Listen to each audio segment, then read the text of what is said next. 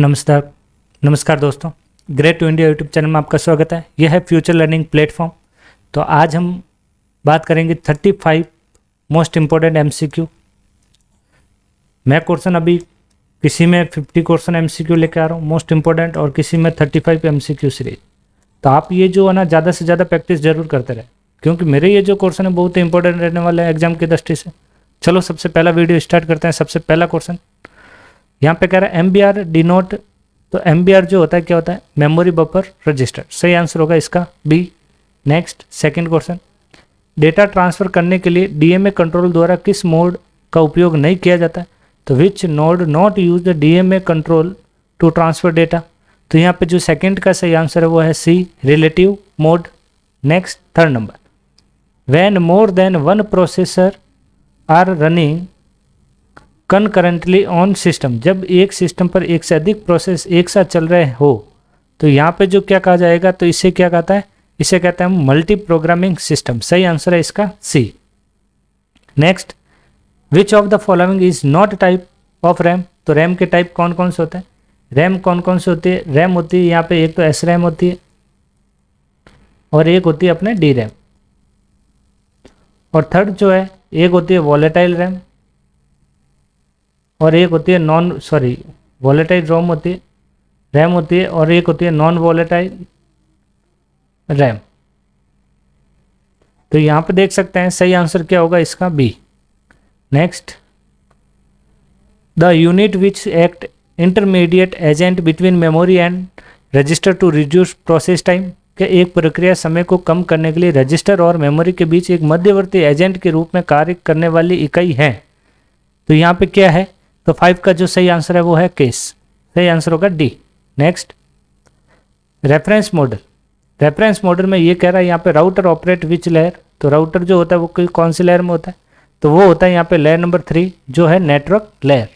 Next, विच और of following is not function of data link layer. Data link layer का कौन सा function नहीं है यहाँ पे? तो 7 का सही आंसर है वो है राउटिंग। तो डेटा लिंक लेयर का जो फंक्शन कौन कौन से होता है? फ्रेमिंग करना, एरर डिटेक्ट करना, और फ्लो कंट्रोल करना।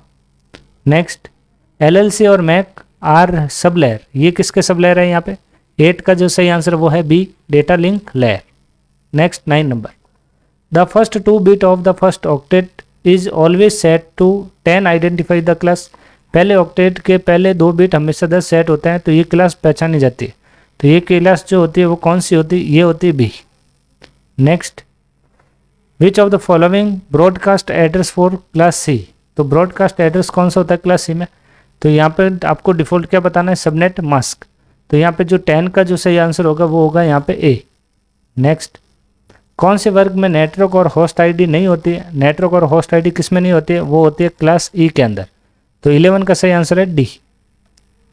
12, the advantage of that solve the problem sequential storage representation. तो यहाँ पे जो है लाभ नहीं है वो सिक्वेंशियल स्टोरेज रिप्रेजेंटेशन होने का, प्रॉब्लम का सॉल्यूशन करता है, लेकिन डिसएडवांटेज हैं कि वो सीक्वेंस लिस्ट हैं। तो यहाँ पे जो 12 का जो सही आंसर होगा वो होगा यहाँ पे बी, लिंक लिस्ट।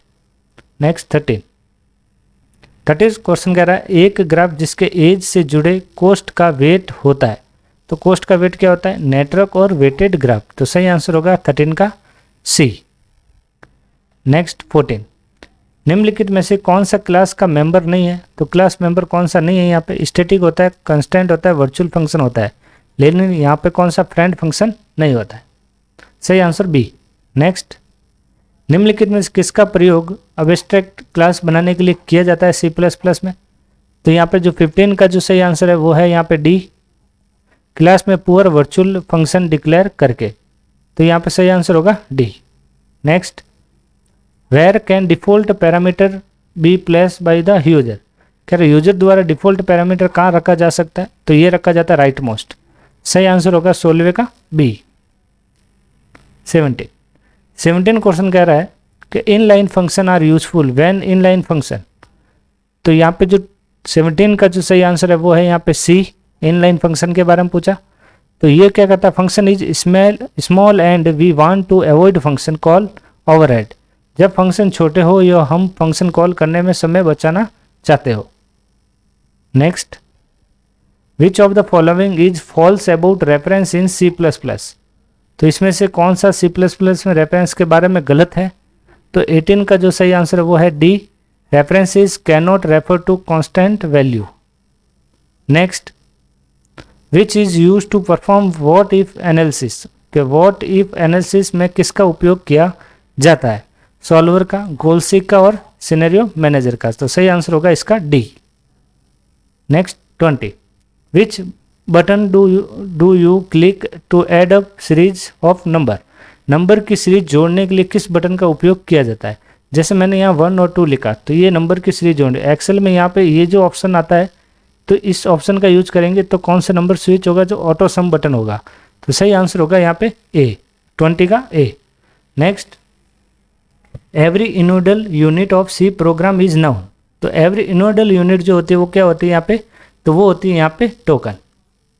नेक्स्ट, इनमें में से कौन सी भाषा में कौन सा एक सही डेटा टाइप नहीं है? तो यहाँ पे डेटा टाइप कौन कौन सा होता है? फ्लोट होता है, INT होता है और डबल होता है, लेकिन रियल नहीं होता है। सही आंसर क्या है? B. Next 23, what is hash include.